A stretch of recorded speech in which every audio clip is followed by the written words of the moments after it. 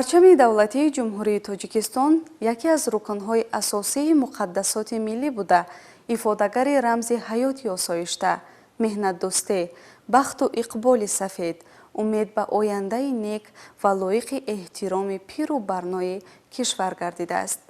парчами миллат дар қатори дигар муқаддасот рамзи давлату давлатдорӣ ва нангу номуси миллӣ мебошад.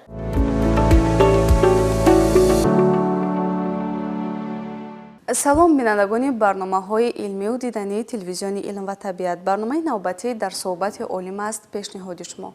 мавзӯи имрӯзаи барнома парчам рамзи давлатдорӣ аст ва меҳмони имрӯза доктори илмҳои таърих, профессор, устоди донишгоҳи миллии Тоҷикистон Қаҳор Расулиён ҳастанд.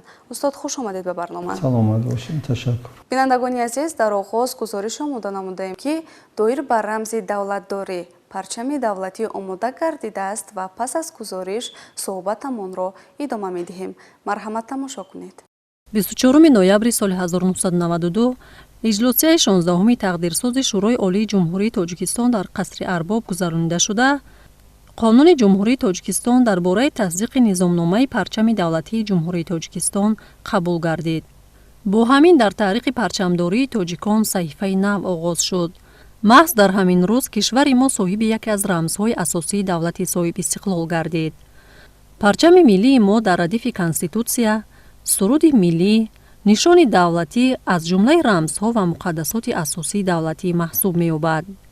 соли 2009 бо ибтикори асосгузори сулҳу ваҳдати миллӣ, пешвои миллат, президенти мамлакат муҳтарам Эмомалӣ Раҳмон 24 ноябр рӯзи парчами давлатӣ эълон гардид ва ин рӯзи муборак ҳамасола бо шукӯҳу тантана таҷлил мегардад. парафшонии парчами миллӣ дар баландии 165 метр дар пойтахти кишвари азизамон шаҳри Душанбе боиси ифтихори ҳар фарди ватандӯсти мамлакат гардид.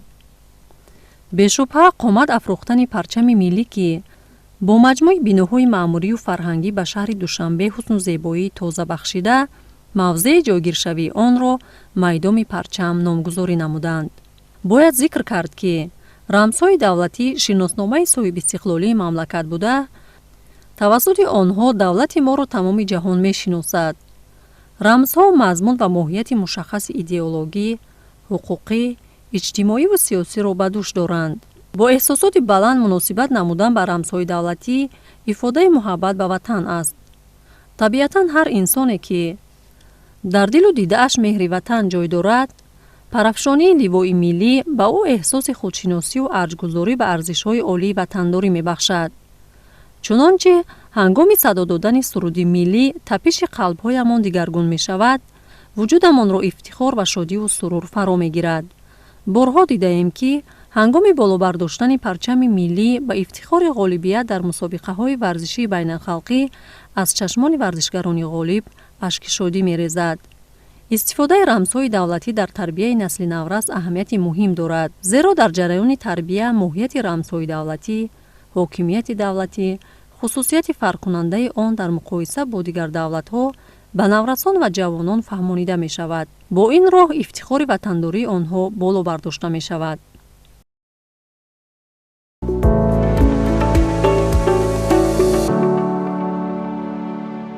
ҳар як давлати соҳибистиқлол бо доштани рамзҳои хоси давлатият дар ҷомеаи ҷаҳонӣ аз мавқеи махсус бархурдор аст ки парчам як ҷузъи он аст. ҳамин тавр не устод?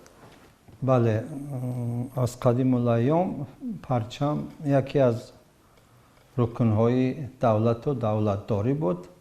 ҳар як давлате аст, давлати хурд аст, бузург аст, соҳиби рамзҳои худ мебошад. рамзҳо яке парчам аст, дигари суруди миллӣ аст ва ҳамчунин нишони ин давлат аст. яъне ин рамзҳо метавонанд ин ё он давлатро ҳам ба шаҳрвандони худ, ҳам ба минтақа ва ҳам ба тамоми ҷаҳониён ошно созанд. ва Тоҷикистон ки дар соли 1991 соҳиби истиқлол шуд ва мо рамзҳои ҷадиди ин давлати тозабунёдро қабул кардем ва ин рамзҳо имрӯз намоёнгари دولت تاجیکستان، معرفیگر تاجیکستان در مقیاس بین المللی و معرفیگر تاجیکستان و ملت تاجیک به جهانیان است. و پرچم یکی از نشانه های بسیار خاصی این یا آن دولت است. به خاطر آن میگویم که در همه جا وقتا که نماینده یک دولت می رود یا راهبر دولت می رود یا یک گروه ورزشگران می رود یا یک گروه عالمان می رود در سر میزی که آنها نشستند، به خاطر آنکه آنها را بشناسند در روی میز پرچم دولتی همان کشور را میگذارند و آنهایی که میبینند از تلویزیون میبینند و از در تالار هستند و حس میکنند که آنها نماینده کدام دولت هستند، کدام ملت هستند.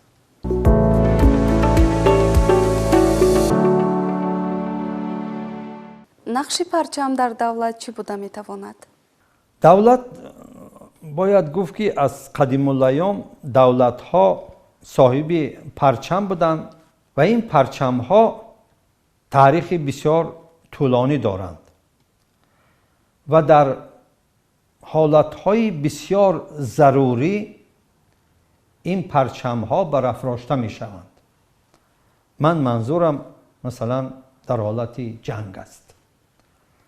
یک دولت وقتا که با یک دولت دیگر جنگ میکند، جنگاوران این دولت جزو تامهای این دولت به خود پرچمی خاص دارند و این پرچم برای آنهایی که در زیر این پرچم مرز و بوم خود را دفاع میکنند، از دولت و ملت خود دفاع میکنند، این پرچم برای اینها خیلی و خیلی عزیز است. حتی در سالهای جنگ بزرگ وطنی اتحاد شوروی با مقابل آلمان فاشیستی، وقتی که پرچم یک پولک یا یک دیویزیا اینها از دست می رفت، از بین می رفت، فرمان صادر می شد که این پولک یا این دیویزیا یعنی از بین برده شود، این دیویزیا دیگر وجود ندارد.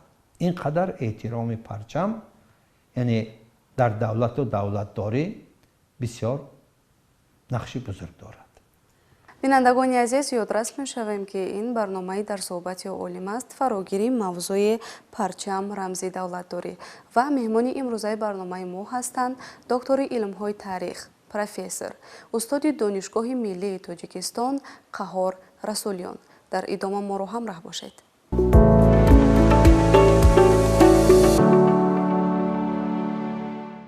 سه رنگ و تاج و هفت اختر پرچم چی را ifade می‌کند؟ درباره رنگ ها عقیده ها هر خیل هستند و من فکر میکنم که این سه رنگی بسیار زیبایی که ما در پرچم خود انتخاب کردیم این بی سبب نیست و این رمزهای به خود خاص را دارند. رنگ سفید برای ملت ما همه وقت عزیز و مهربان بود و بیهوده نیست که وقتی که یک کس را به جای گسیل میکنند میگویند که راحت سفید بود، یا یک نفر را دختر را به شوهر میدهند میگویند که بختت سفید بود. یعنی سفیدی برای ملت ما بسیار رنگی خوشایند، رنگ دیدنی و رنگ هست که مردم ما به این رنگ احترام به خود خاص دارند. میگویند که فلانی خواب دید که در اسب سفید سوار است. خیلی چیزهای ما دارد. و رنگ سرخ این راهی طی کرده این ملت است که این ملت در طول هزار ساله ها تا آنی که به استقلال رسد بسیار پیچ و تاب‌های گوناگون را از سر گذرانده است. بسیار افتیدن‌ها و خیستن‌های زیادی را از سر گذرانده است و برای آنکه ما از سرزمین خود، از وطن خود، از خانه خود دفاع کنیم همه وقت در مقابل دشمن ایستادگی کردیم و رنگ سرخ باز تکرار میکنم، راهی طی کرده بسیار پرشیب و فراز و راهی طی کرده بسیار طولانی، راهی پرشرفی ما را نشان میده. و رنگ سبز رنگی هست که برای انسان ها خوشی میبخشد، لذت میبخشد. مردم همه وقت مردم ما بهار را انتظار هستند. یعنی فرارسی بهار آن است که در طبیعت رنگ سبز حکم فرما می شود. همین در ما یک عباره هست و کلمه هست، سرسبزی، سری سبزت میگویند. یعنی این معنای آن را دارد که همیشه خوشحال باشی، همیشه جوان باشی و همیشه مثل بهار باشی. رنگی بهاری است، رنگی دیدنی هست و این هم در پرچم ما این رنگ زیبا انعکاس یافته است. و من فکر میکنم که وقتی که پرچم های گوناگون رو نگاه میکنیم، خیلی زیبا است پرچم ما در بین اونها. ما دیرتر صاحب پرچم اخیرمان شدیم. البته ما یک عمر پرچم دار بودیم، در طول 1000 ساله ها مثلا بزانو هم افتیده باشیم از بین نرفتیم، پرچم دار بودیم. و پرچم امروزه ما، آنهایی که این کار را انجام دادن و این رنگ ها را انتخاب کردن، خیلی سلیقه‌شون سلیقه بلند بوده است و این سلیقه مادرزادی است. البته در خون هر یک تاجیک، یعنی دیدنی رنگ سبز، رنگ سفید بسیار خوشحال کننده است.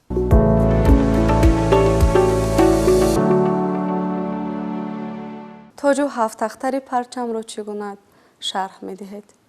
تاج، در مورد واژه تاجیک بحث و مناظره ها هست و استاد عینی در مقاله بسیار معروف خود به خلاصه آمده بود که واژه تاجیک از ریشه تاج گرفته شده است. این مردمی هست که مردمی تاجدار است، کلاهی به خود خاص در مراسم های گوناگون این کلاه را در سر میگذارند. در وقت خرسندی این کلاه را در سر میگذاشتند. در وقت مبارزه با مقابل دشمن این کلاه را در سر میگذاشتند.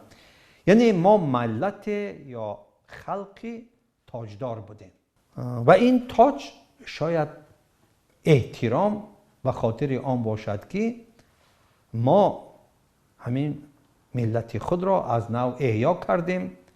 استقلالیت این ملت را احیا کرد و از سر نو تاج دولتداری را به سر این ملت گذاشت. و حساب هفت یا کلمه هفت نیز در تاریخ مردم ما مقدس است. با هفت خیلی چیزها داریم ما. یعنی ما هفته داریم. همین 7 روزی که میچرخد، همین را ما هفته میگوییم. ما 7 قبط آسمان داریم و 7 قبط زمین داریم. ما در سما 7 برادران داریم، ستاره 7 برادران داریم. و این باز تکرار میکنم، 7 برای ملت ما یعنی شماره خوشحال کننده، شماره هست که آدمان از قدیم از روی این حساب میکردند و این 7 را مقدس میشماریدند. البته در بین بعض ملت ها در مقابل 7 یک 13 هست که بعضیا این حساب را نحس میشمارند. من فکر میکنم 7 هم 13 هم 12 هم اینا یک حساب عادی هستند و اون بستگی دارد به اعتقادی هر یک مردم، هر یک ملت و غیره و هکذا. 7 برای ما باز تکرار میکنم بسیار چیز مقدس است. حتی عروس ها را 7 میبرند. مثال گیریم یک هفته پره، این بسیار چیزی رمزی هست برای ما.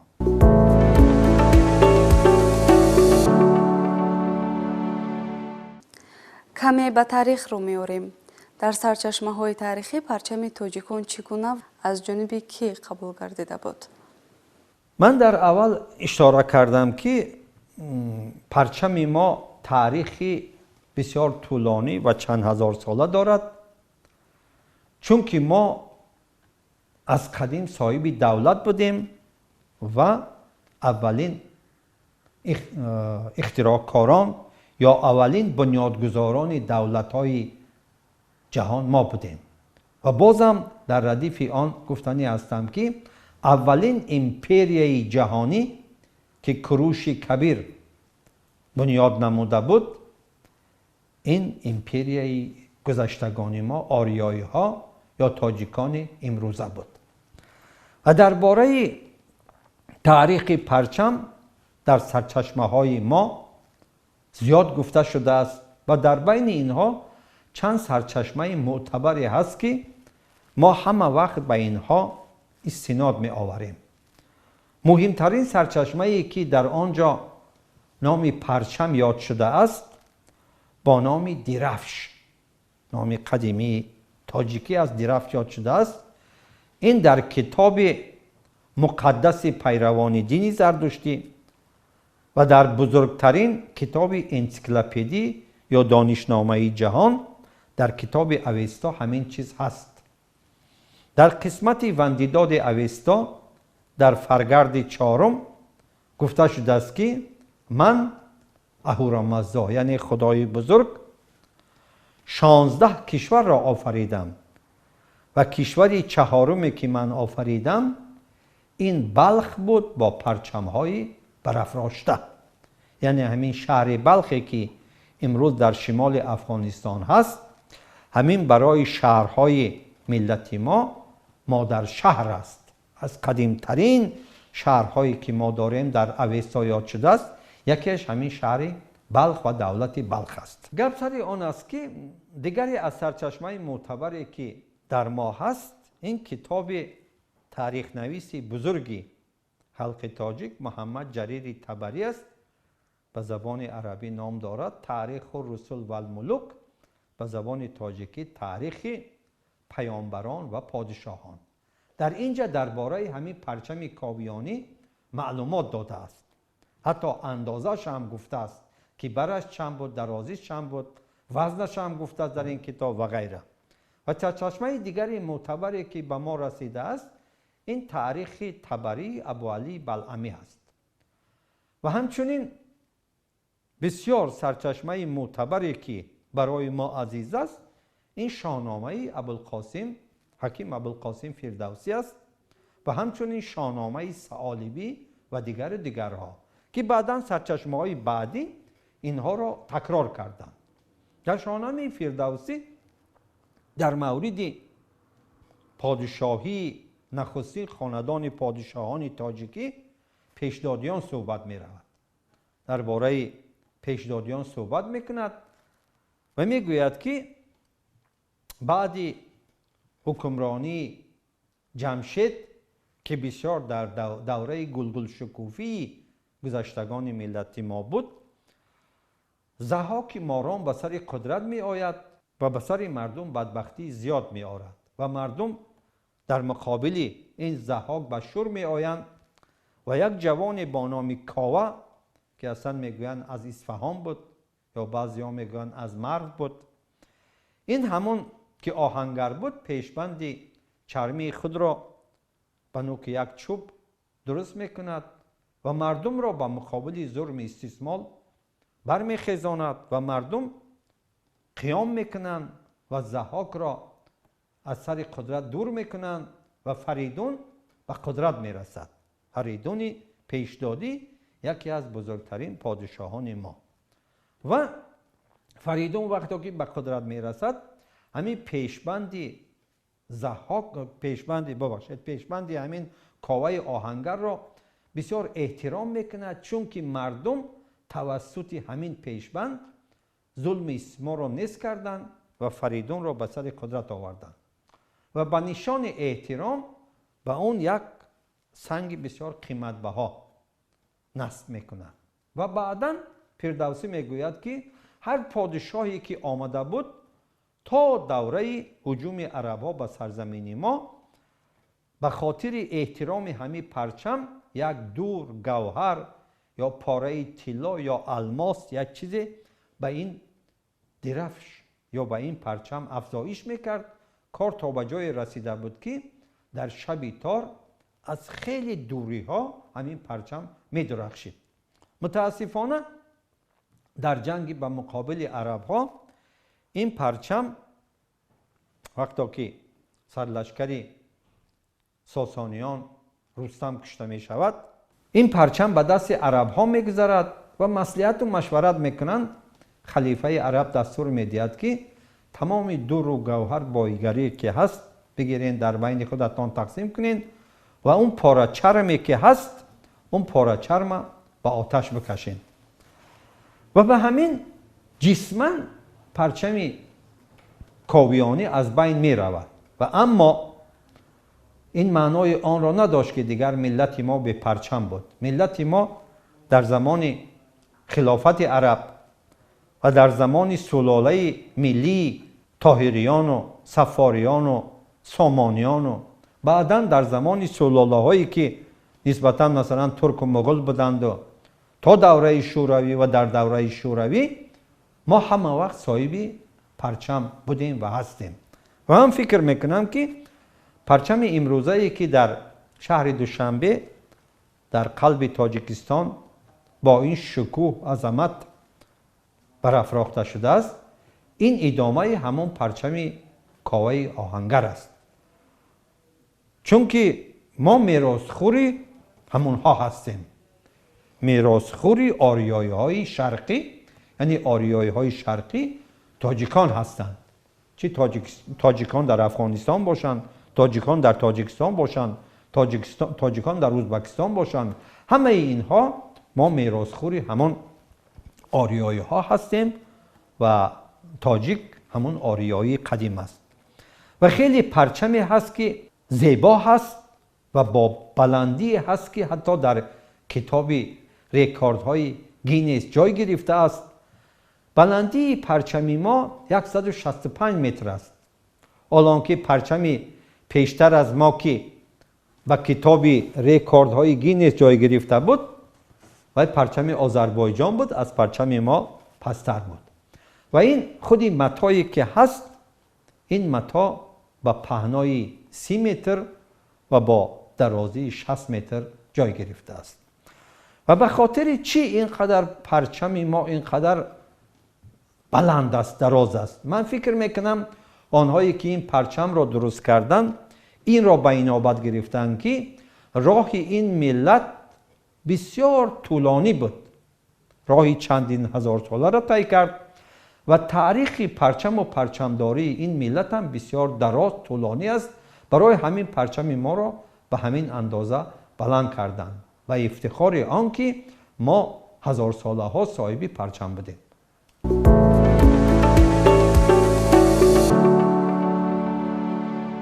سلامت باشید استاد. امروز در آستانه 30مین سالگرد پرچم دولتی قرار داریم و به مردم سربلند تاجیک بخشیده به این عید چی گفتنی ها دارید؟ یعنی چی تمنیات دارید؟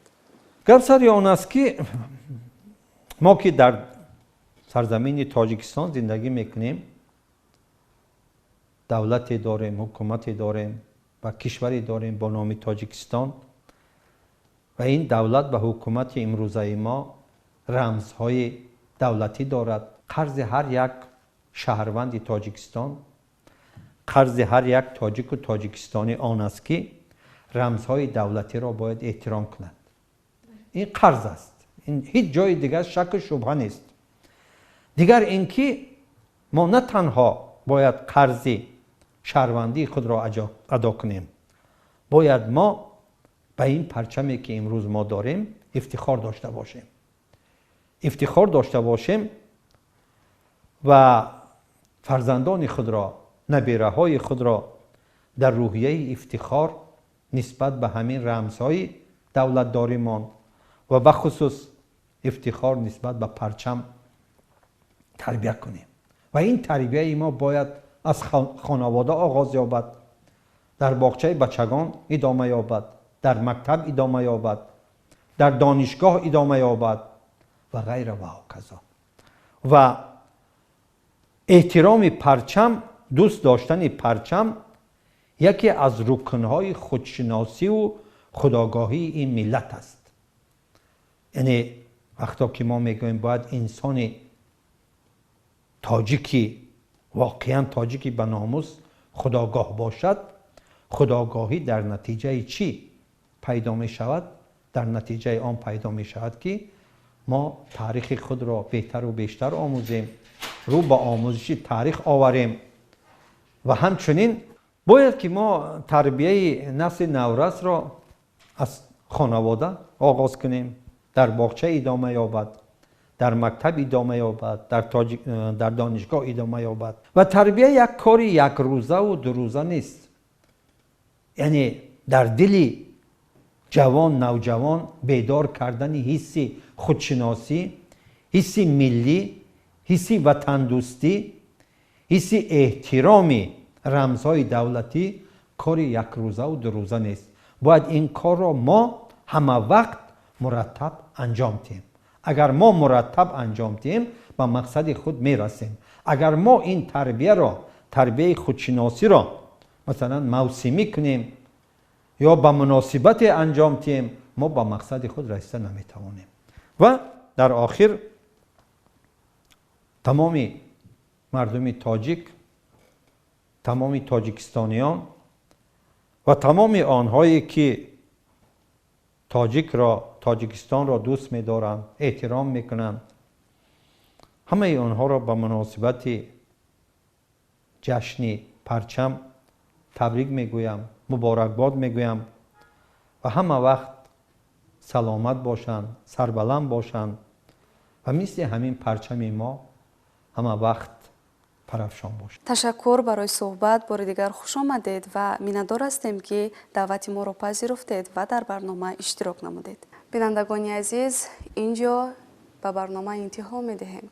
تا دیدار، سربلند و خوش روز بمانید. خیر.